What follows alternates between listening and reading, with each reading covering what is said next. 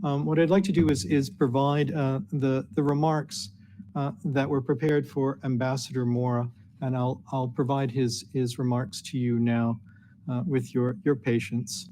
Let me begin. Again, these are the remarks of Ambassador Mora. Across all indicators, criminal organizations have perpetrated vulnerable communities and even exerted tremendous influence over certain states. And it's a huge challenge for the hemisphere. We're seeing that transnational criminal organizations are becoming more fluid in their structures and relying more on outside facilitators to carry out their main functions, like money laundering. We're also seeing an increase in the diversification of transnational criminal organizations' revenue streams, which in turn strengthens their resilience to potential disruptions in our governments, countries, and societies. This is why the US government updated its framework for an effective whole-of-government response in the 2023 White House strategy to combat transnational organized crime. The US strategy devotes a whole pillar to international cooperation, which is essential to addressing the evolution of transnational criminal organizations and their operations and their eventual defeat. While the challenges we face are significant, we have many tools available to respond. We must work tirelessly to enhance international cooperation and information sharing through programs implemented by the UN Office on Drugs and Crime and the OAS. By combining forces and leveraging the unique experiences and vast expertise of all of our stakeholders, civil society among them, we can mount an evidence-based and effective response to addressing transnational organized crime. So what can the OAS do to push back on transnational criminal organizations? As we've heard over the past 2 days, the OAS has many tools at their disposal to support initiatives on security. In particular, one powerful tool is the OAS Secretariat, which does tremendous underappreciated work throughout our region. The OAS Secretariat for Multidimensional Security promotes cooperation among OAS member states to assess, prevent, and respond to threats to security, including threats like drug trafficking, trafficking in persons, illicit trafficking of firearms, money laundering, corruption, and organized crime. Likewise, the OAS General Assembly has contributed to this effort by adopting a hemispheric strategy, an action plan, and metrics to basically judge our efforts. So what we've achieved here over the past 2 days to contribute to this effort, in our meeting, we discussed opportunities to collaborate on important next steps to counter transnational criminal organizations.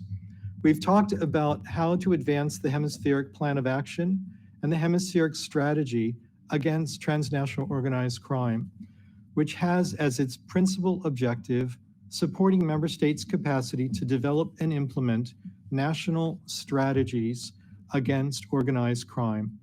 Our outcome recommendations, which were provided and negotiated by the Committee on Hemispheric Security, will be forwarded to the General Assembly for its adoption in June.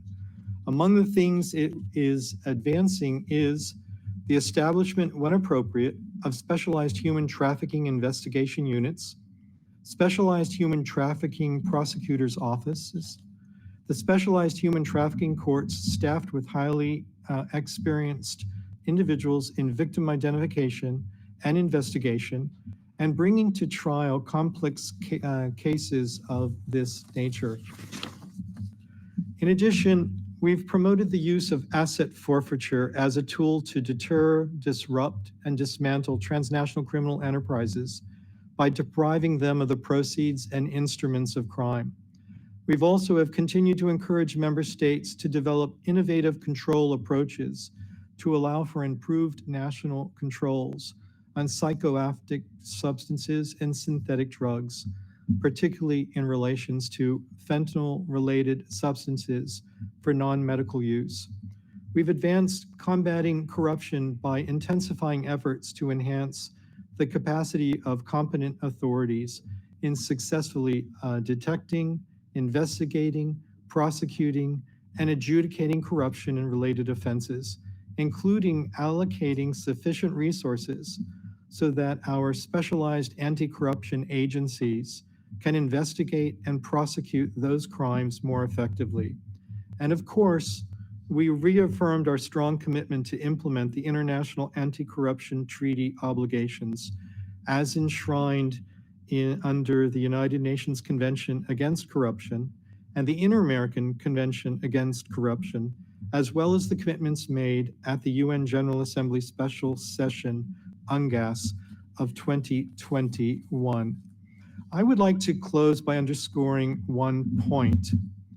There's no one solution to address transnational organized crime.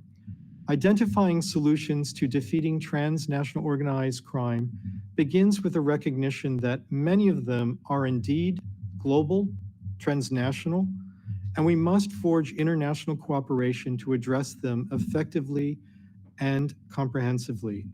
Partnership and coalition building is at the center of our work because it allows the OAS to mobilize countries, cities, communities, and civil society actors behind a shared vision with opportunities to benefit our individual citizens and the citizens of course, of this entire hemisphere. Our success of the OAS and other multilateral bodies like UNODC depends upon this coalition to tackle transnational organized crime. Over the past 2 days, we've contributed and continued to build the hemispheric coalition.